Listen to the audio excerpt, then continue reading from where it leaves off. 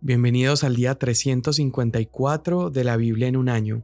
Hoy continuamos con Apocalipsis, capítulos 11 y 12 y el Salmo 43. Apocalipsis 11. Me fue dada una caña de medir, unos 3 metros, semejante a una vara, y alguien dijo: Levántate y mide el templo de Dios y el altar, y a los que en él adoran.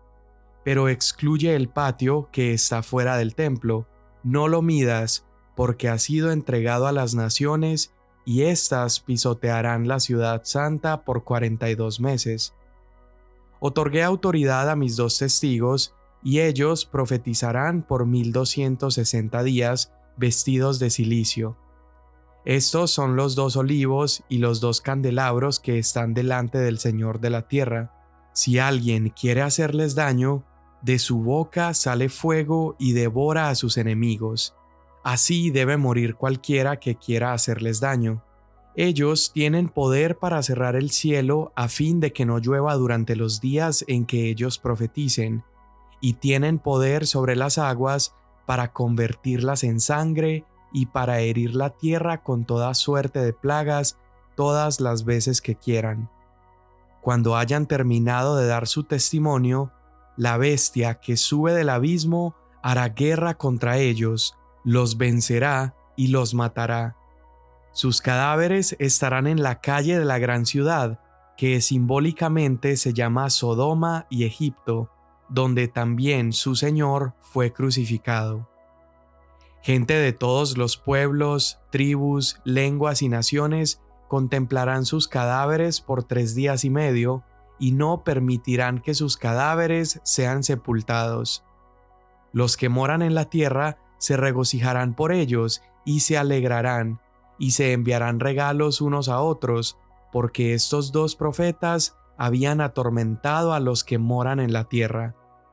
Pero después de los 3 días y medio, el aliento de vida de parte de Dios vino a ellos y se pusieron en pie, y gran temor cayó sobre quienes los contemplaban.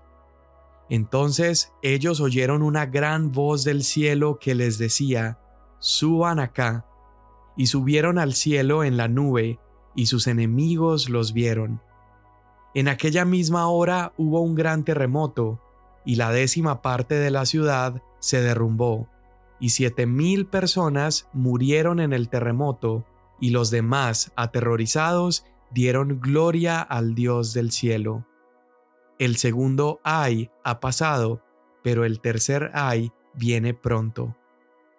El 7º ángel tocó la trompeta y hubo grandes voces en el cielo que decían: El reino del mundo ha venido a ser el reino de nuestro Señor y de su Cristo. Él reinará por los siglos de los siglos. Y los 24 ancianos que estaban sentados delante de Dios en sus tronos se postraron sobre sus rostros y adoraron a Dios, diciendo: Te damos gracias, oh Señor Dios Todopoderoso, el que eres y el que eras, porque has tomado tu gran poder y has comenzado a reinar. Las naciones se enfurecieron y vino tu ira, y llegó el tiempo de juzgar a los muertos y de dar la recompensa a tus siervos los profetas, a los santos y a los que temen tu nombre, a los pequeños y a los grandes, y de destruir a los que destruyen la tierra. El templo de Dios que está en el cielo fue abierto, y el arca de su pacto se veía en su templo, y hubo relámpagos, voces y truenos, y un terremoto y una fuerte granizada. Una gran señal apareció en el cielo: una mujer vestida del sol, con la luna debajo de sus pies y una corona de 12 estrellas sobre su cabeza. Estaba encinta y gritaba por los dolores del parto y el sufrimiento de dar a luz. Entonces apareció otra señal en el cielo: un gran dragón rojo que tenía 7 cabezas y 10 cuernos, y sobre sus cabezas había 7 diademas. Su cola arrastró la 1/3 parte de las estrellas del cielo y las arrojó sobre la tierra, y el dragón se paró delante de la mujer que estaba para dar a luz, a fin de devorar a su hijo cuando ella diera a luz. Y ella dio a luz un hijo varón, que ha de regir a todas las naciones con vara de hierro. Su hijo fue arrebatado hasta Dios y hasta su trono. La mujer huyó al desierto, donde tenía un lugar preparado por Dios para ser sustentada allí por 1260 días. Entonces hubo guerra en el cielo.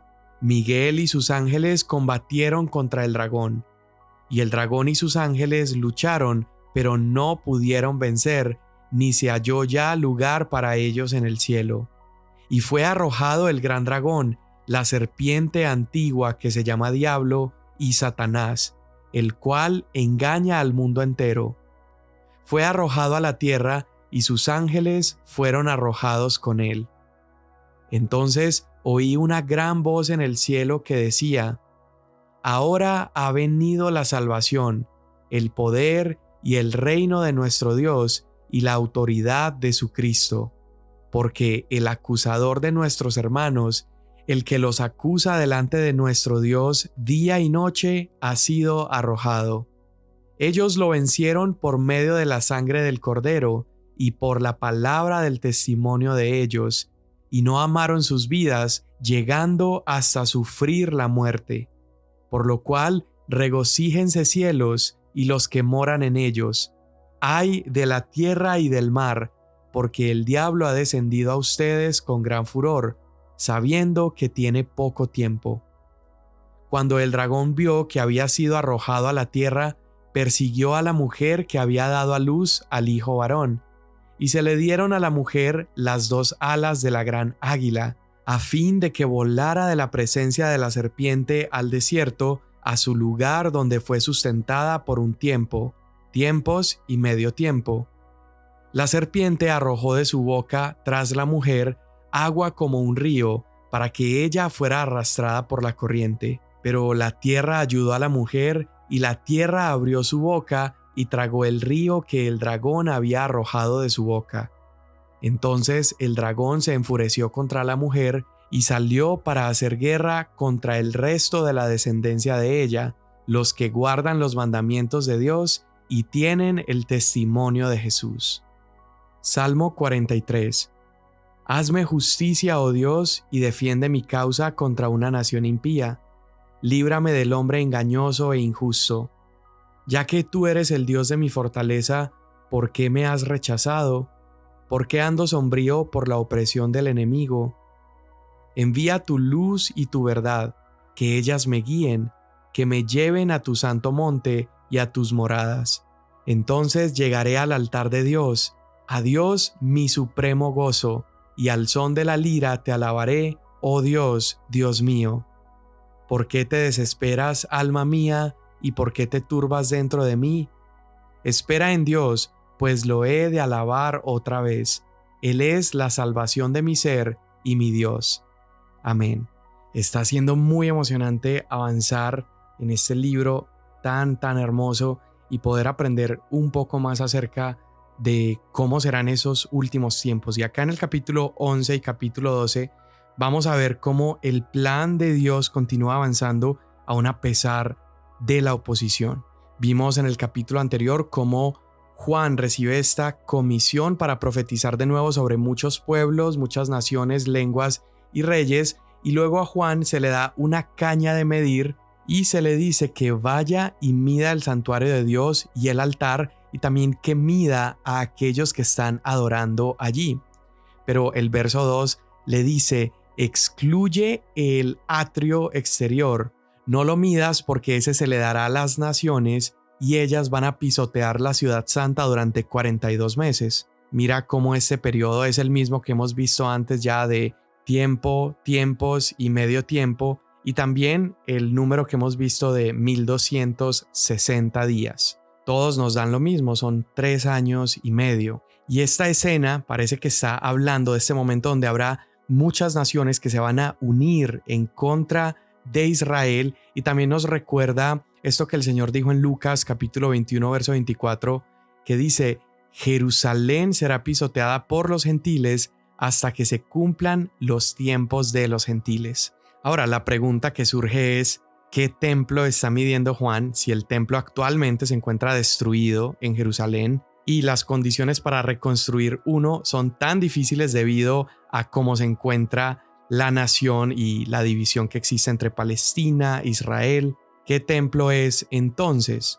Bueno, hay muchos eruditos que piensan que representa la iglesia, la comunidad cristiana, y hay personas que creen que no se refiere a un templo que será reconstruido en Jerusalén. Pero si nosotros vemos lo que Jesús dice en Mateo 24, versículo 15, está hablando de algo que tiene que suceder en el santuario que va a servir para determinar algo en relación a su segunda venida. Y luego si vemos en 2 Tesalonicenses capítulo 2, verso 4, habla acerca del anticristo como tomando un lugar en el templo, sentándose en el templo. Así que si vemos esto, vemos que cuando se acerque la venida del Señor, algo va a suceder. Probablemente será en este periodo de paz que el anticristo va a venir primero a establecer una falsa paz. Tal vez allí se hace este acuerdo donde es posible reconstruir este lugar, pero sabemos que este será un templo que no tiene el respaldo de Dios. Será un templo que tal vez servirá para confundir a muchas personas, ya que allí se van a ir nuevamente a presentar sacrificios, y es en esa escena de engaño donde el anticristo va a ir, se va a adueñar del templo y él se va a presentar como si él mismo fuera Dios. Lo vimos en 2 Tesalonicenses capítulo 2. Ahora, otro argumento que nos permite ver que este templo no tiene el respaldo de Dios y no será un templo definitivo es que el templo final será un templo celestial. Y Ezequiel capítulos 40 al 47 dedican todos estos capítulos para mostrarnos ese templo que es construido por el Señor. Así que tenemos este templo, es el templo que Juan está midiendo, y mientras el templo y Jerusalén está siendo pisoteada y atacada por las naciones durante 42 meses, el pueblo de Dios y la ciudad de Dios están experimentando fuerte oposición, pero nos dice aquí la Escritura que Dios levantará a 2 testigos que vienen en el poder y en el espíritu de Moisés y Elías. Y estos testigos van a comenzar a proclamar la palabra de Dios. Dios los va a usar de una manera asombrosa, sobrenatural. Creo que van a estar guiando a la iglesia también durante este tiempo, reconfortándolos, animándonos, pero también estarán hablando la verdad. Y creo que esto hace referencia con ese librito que Juan tuvo que tragarse. Hay palabras dulces, pero también hay palabras amargas. Y esas palabras amargas que estos 2 testigos van a estar anunciando es arrepentimiento. Ellos van a estar ahí en ese templo. Las naciones que están viniendo van a escuchar que se arrepientan, que no reciban la marca de la bestia, sino que se arrepientan, crean en el Señor y entonces reciban el sello de Dios, el Espíritu Santo. Y mientras ellos proclaman estas palabras, van a estar mostrando poder. Aquí es claro, van a hacer señales. Las personas van a querer hacerles daño porque esas palabras que ellos van a anunciar son amargas, y cuando quieran hacerles daños, fuego caerá y consumirá a estas personas. Imagínate eso. Estos líderes para la iglesia van a estar siendo respaldados con señales como no las hemos visto desde los tiempos de Jesús y desde los tiempos del Antiguo Testamento. Y dice que nadie podrá hacerles daño hasta que terminen de anunciar su testimonio. Piensa otra vez en lo que ya hemos mencionado en capítulos anteriores. La gracia y la misericordia de Dios durante estos tiempos de sufrimientos se ve manifestada en que Dios está enviando a 2 testigos poderosísimos para proclamar el mensaje de arrepentimiento. ¿Y sabes cuál es la buena noticia? Todo aquel que durante ese tiempo escuche, obedezca y se arrepienta, tendrá entrada al reino de los cielos. Ahora tal vez tú te estás preguntando, bueno, ¿quiénes son esos 2 testigos? Hay algunos que han dicho que esos testigos son simbólicos y que es el Antiguo Testamento y el Nuevo Testamento, es decir, la palabra. Algunos piensan que es Elías y Enoc, otros que Elías y Moisés, algunos que es Zorobabel y Josué. Y tal vez hoy no quede claro quién es o cuál es la identidad de esos 2 testigos, pero la profecía en Apocalipsis 11 es la manera de Dios de mostrarnos su preservación, cómo Él va a estar preservando al pueblo judío, a su remanente, cómo va a estar alentando a su iglesia y cómo veremos finalmente su salvación. Ese es el detalle importante. Si no tenemos los otros detalles exactos o precisos, por lo menos sabemos una cosa segura, y es que el plan de Dios está avanzando y el evangelio sigue siendo proclamado. De manera personal, pienso que se puede estar tratando de dos individuos o incluso de un grupo que viene en el espíritu de Moisés y Elías, pero sí creo que trata de personas, de líderes que van a estar liderando a la iglesia a través de este tiempo. Y dice que vienen en el espíritu de Moisés y de Elías para cumplir este ministerio específico dado por Dios. Ahora, ya hemos visto esto en el pasado. Es posible que alguien venga en el espíritu de alguien más. Por ejemplo, la escritura nos recuerda que Juan el Bautista vino en el espíritu de Elías. Ahora, profundicemos un poco más. ¿Qué van a hacer estos testigos? Bueno, ellos van a estar profetizando durante estos 3 años y medio, y cuando narra sus vestiduras de cilicio, habla de dolor, habla de luto. Ellos van a estar predicando arrepentimiento a todas estas personas que están haciendo daño, que están adorando a Satanás, y ellos con tanta pasión, con tanto poder, van a estar recordándoles el evangelio. ¿Cómo lo van a hacer? Bueno, dice que ellos serán como 2 olivos y 2 candelabros que representan a Dios en la tierra. Ellos van a ser como una luz de parte de Dios sobre la tierra, que en años de tanta oscuridad van a traer señales, milagros, y veremos allí a muchas personas venir a los pies del Señor, aunque claramente veremos a muchísimos otros endurecer mucho más su corazón a Dios. Y el hecho de que nos diga que va a haber personas que van a venir y van a tratar de matar a estos testigos nos sigue mostrando que como iglesia, aun a pesar de testificar con poder, aun a pesar de el cuidado de Dios, vamos a recibir persecución, e incluso como iglesia muchos van a ser atacados y van a ser asesinados por la bestia, que lo menciona aquí de esta manera. Esa bestia sabemos que es el anticristo y va a haber muchas personas de su lado respaldándolo. Y aquí cuando lo nombra como la bestia, esa es la primera de 36 referencias que el Apocalipsis hace acerca de este hombre, el hombre de maldad. Este hombre está poseído por Satanás, empoderado por Satanás, y va a estar gobernando al mundo durante este periodo. Vemos que se va a levantar allí en el templo como un Cristo falso y finalmente hará la guerra a estos testigos. Los testigos no pueden ser tocados, no pueden ser asesinados hasta que han terminado de dar su mensaje profético. Hasta ese momento, la bestia asesinará a los profetas de Dios, a estos 2 testigos, y luego dice que los dejará 3 días y medio sin sepultura. Los cuerpos de estos testigos van a estar ahí en Jerusalén, en la calle. Recuerda que hay gente de todas las naciones, están contemplando esto. Y esto lo hará Satanás a modo de burla, tratando de mostrar cómo ha ganado delante de estos profetas que han demostrado tanto poder por 3 años y medio. Y mira el verso 10 cómo nos sigue mostrando la necedad de la humanidad. Mientras los cuerpos de los testigos se encuentran allí en las plazas, en la calle, dice que las personas harán fiesta por 3 días y medio y se alegrarán. Y esto es una locura. Esta es la única mención en todo Apocalipsis acerca de los seres humanos alegrándose en la tierra. Veremos una mención de los cielos alegrándose, pero aquí es la única vez donde vemos la tierra alegrándose. ¿Y cuándo se alegran?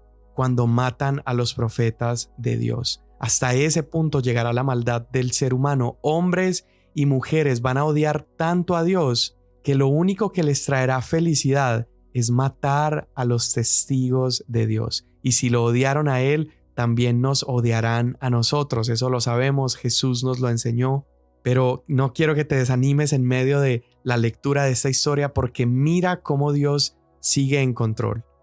3 días y medio después, nos dice el verso 11, cayó gran temor sobre los que vieron el cuerpo de estos testigos, porque por el aliento de Dios estos testigos son levantados y luego una voz desde el cielo los llama y les dice suban acá, y todos sus enemigos están observando esto y ellos suben al cielo en una nube. Así que si esto es una referencia a el rapto, lo que conocemos como el arrebatamiento, lo cual yo creo que sí es, porque lo vamos a ver ahorita con la séptima trompeta, mira que no es un arrebatamiento privado, oculto, secreto, no, es un momento histórico y es visible a los ojos de toda la humanidad, de los enemigos de Dios. ¿Y qué es lo que pasa con esos enemigos que están observando ese momento? Ocurre una conversión masiva de personas. Quizá podríamos hasta pensar que allí va a haber muchos israelitas también, muchos judíos convirtiéndose al Señor. Porque después de que ocurre esta ascensión a los cielos, el verso 13 nos muestra un juicio de Dios sobre esta Jerusalén malvada. 7,000 personas mueren con un terremoto que ocurre. Y mira el resultado de esos eventos. Dice que los que quedaron en Jerusalén estaban aterrorizados y dieron gloria al Dios del cielo.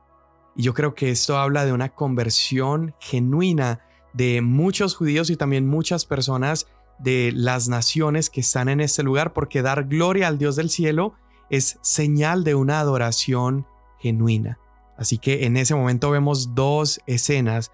Vemos a Dios acogiendo a sus siervos, recibiendo en las nubes a sus siervos, pero también vemos a Dios lidiando con los pecadores que lo rechazan.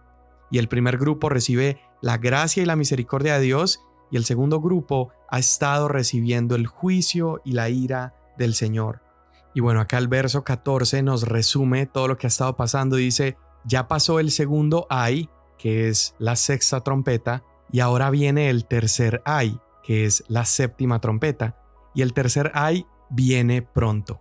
Ese tercer ay es esta séptima trompeta, y recuerda, al final de los 7 sellos comenzaron las trompetas, y al final de las trompetas comenzarán las copas. Y la séptima copa ya es el final de toda la historia, así que nos vamos acercando cada vez más. Entonces, verso 15, suena la séptima trompeta, está acompañada de voces fuertes en el cielo y ocurre el momento cúspide de la historia de la humanidad.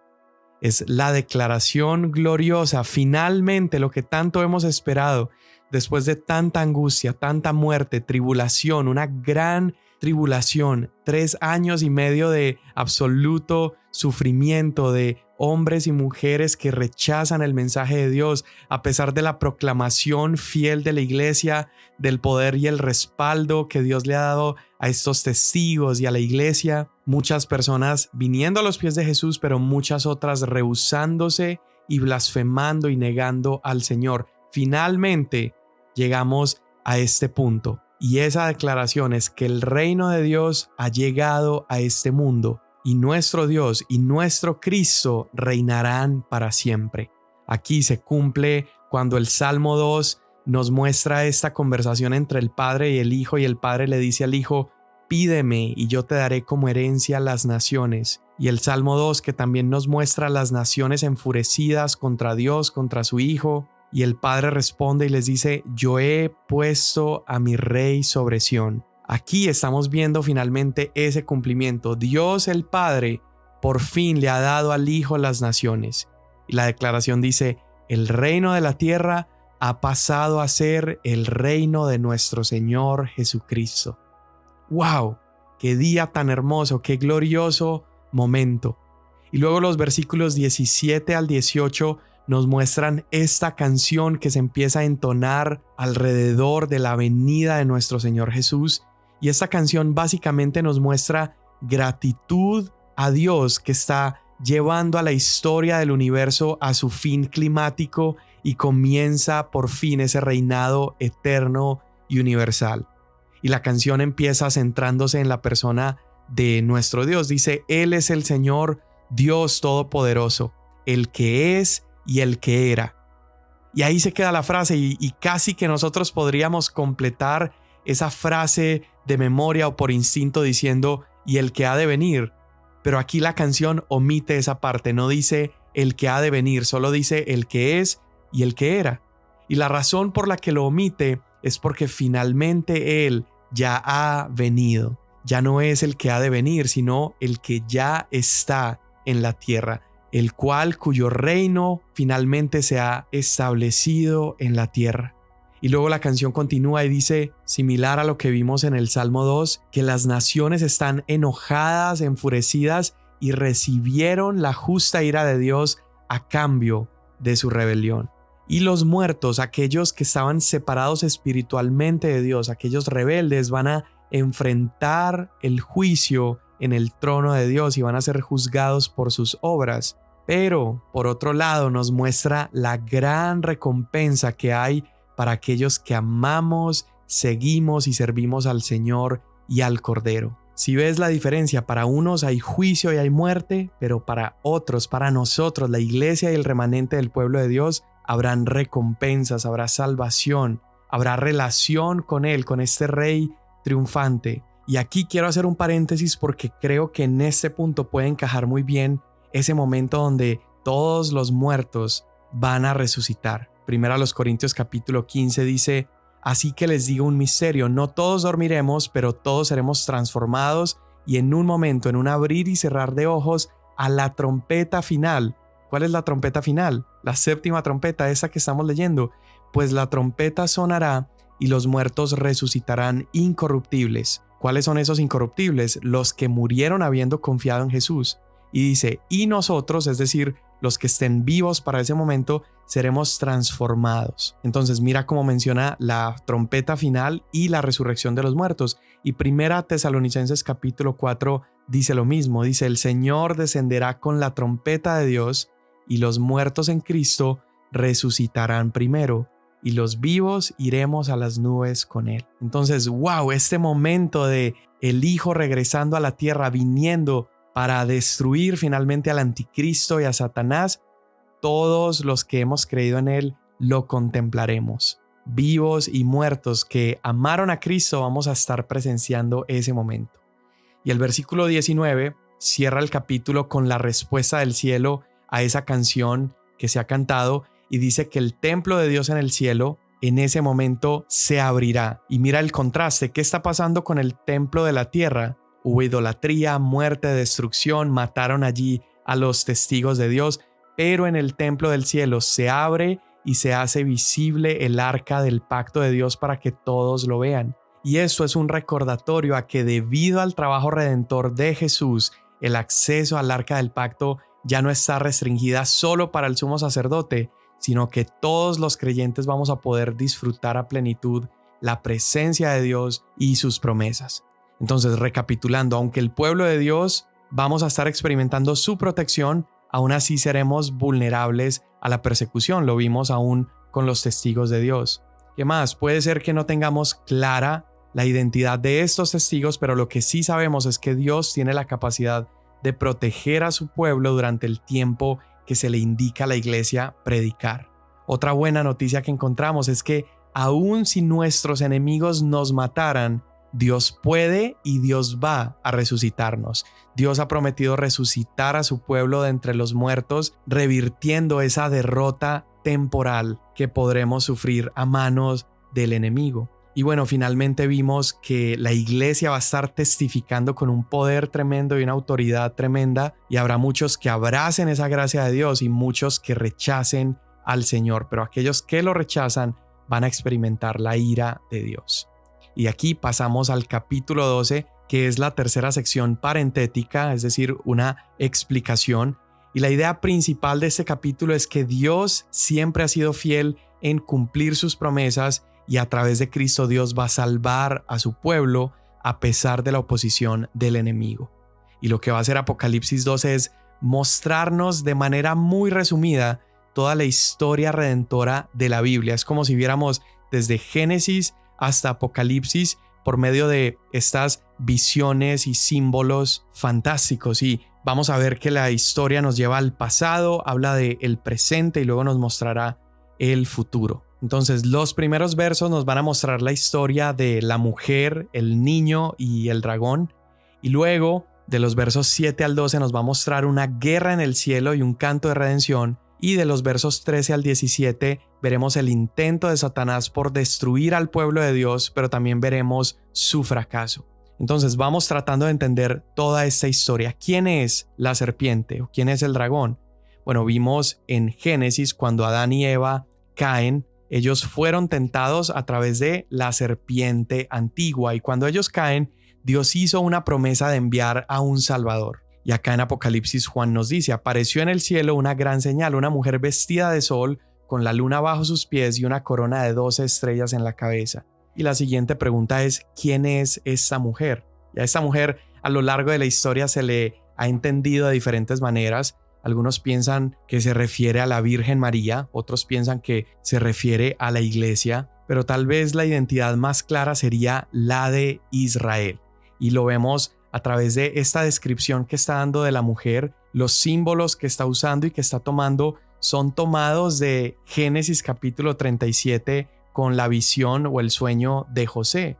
Allí el sol representa a Jacob, la luna representa a Raquel, las estrellas representan las tribus de Israel, así que podemos entender a esta figura como el pueblo de Israel. Y el versículo 2 nos informa que esa mujer está en embarazo y tiene dolores de parto, está a punto de dar a luz. Y mira cómo el Antiguo Testamento una y otra vez nos ha mostrado a Israel como una madre dando a luz. Lo vimos en Isaías 26, Isaías 54, 66, en Oseas capítulo 13, en Miqueas 4, Miqueas 5.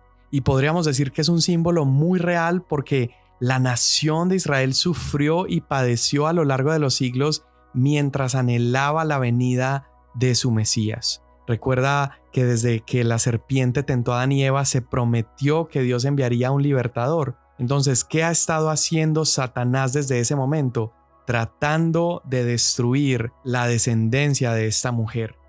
Mira Juan lo que nos sigue mostrando. Dice que vio una segunda señal y era este dragón rojo en fuego, que es la serpiente antigua.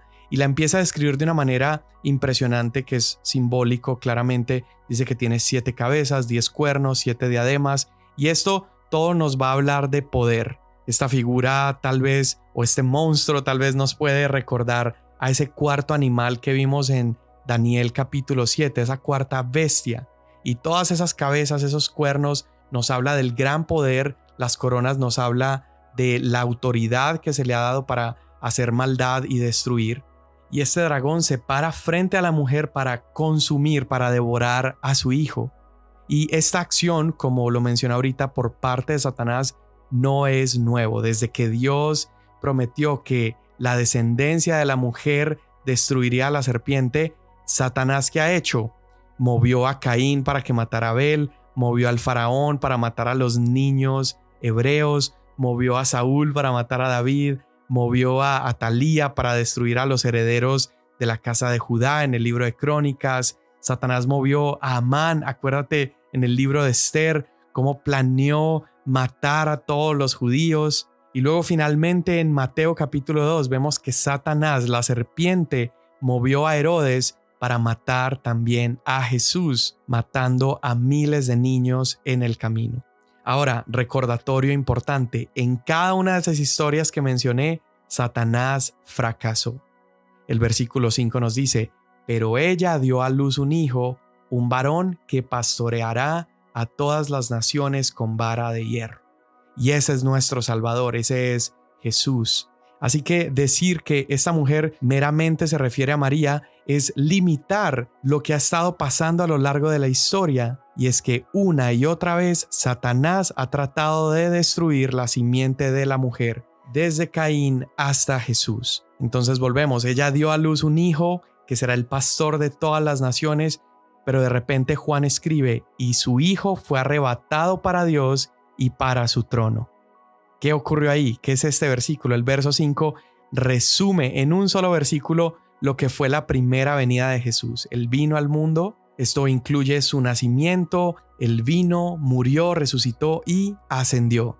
Y ahora está con Dios en su trono. Y luego nos muestra que la mujer va a este desierto, pero aquí el desierto se convierte en un lugar de provisión, un lugar de protección. Dios está ahí cuidando a Israel. Así como cuidó a Israel después del Éxodo, Dios también ha preparado específicamente un lugar para esta mujer donde la alimentará durante 1260 días o 3 años y medio. Entonces, claro, podrá sufrir, podrá ser perseguida, pero también va a ser provista y va a ser sostenida. Y aquí vemos cómo después de Cristo esta mujer toma una dimensión diferente. Dice que se le han dado alas a esta mujer para escapar de allí. Y yo creo que esta dimensión que toma esta mujer es que ahora representa no solamente a la Israel de Dios, pero también representa a la iglesia. Y allí la iglesia está siendo cuidada, alimentada, mientras puede ser el objeto del ataque del enemigo.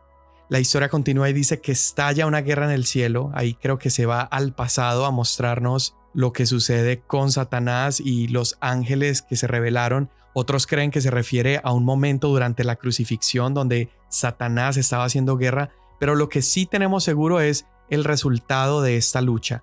Satanás y sus ángeles son derrotados, son arrojados del cielo y son excluidos de la presencia de Dios para siempre. Satanás ya lo estamos empezando a ver derrotado y humillado en esta guerra. Él no tiene oportunidad de ganar. Así que si seguimos viendo a lo largo del libro de Apocalipsis momentos donde tal vez vemos a Satanás levantarse, tenemos que recordar, nuestro enemigo es un enemigo derrotado.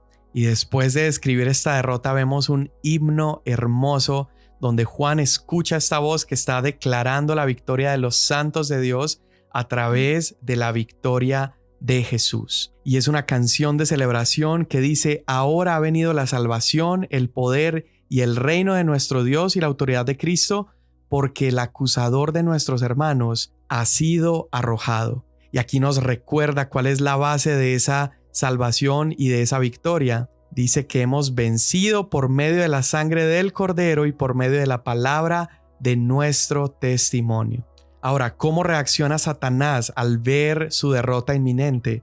Bueno, él sabe que tiene poco tiempo, como dice allí, y por lo tanto comienza a rugir con más fuerza. Y en este último instante, antes de su derrota, vemos que verdaderamente el infierno va a venir a la tierra. Van a ser días horribles, esos últimos días de la tribulación. Satanás va a querer atacar, va a abrir su boca para tratar de dañarnos, pero así como falló en destruir al niño de la mujer, así también fallará en destruir a los hijos de Dios, a su iglesia y a su remanente escogido.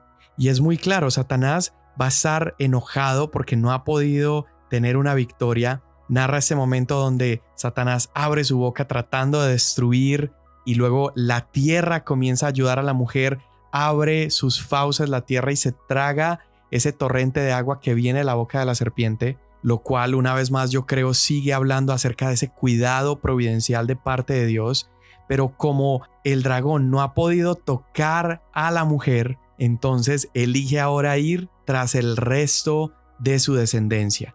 Y aquí esto probablemente sea una referencia a todos los demás seguidores de Cristo que no sean ese remanente del pueblo de Dios. Dice que entonces se va con su descendencia, que son los que guardan los mandamientos de Dios y el testimonio de Cristo. Así que hasta ahí llegamos el día de hoy, pero una cosa es clara: podrá haber persecución, pero nuestro Señor guardará a los suyos. Los que sean tocados, Dios los resucitará. Se levantará una bestia proclamando ser Dios y matando a los profetas de Dios, pero nuestro Señor vendrá de las nubes. Los muertos resucitarán y contemplarán ese momento glorioso, y el reino triunfante de Jesús será establecido en la tierra. Qué buenas noticias son esas. Señor, te damos gracias por tu reino, ese reino que esperamos con alegría. Te pedimos, Señor, ven pronto, te estamos esperando. Amén. Mañana nos vemos.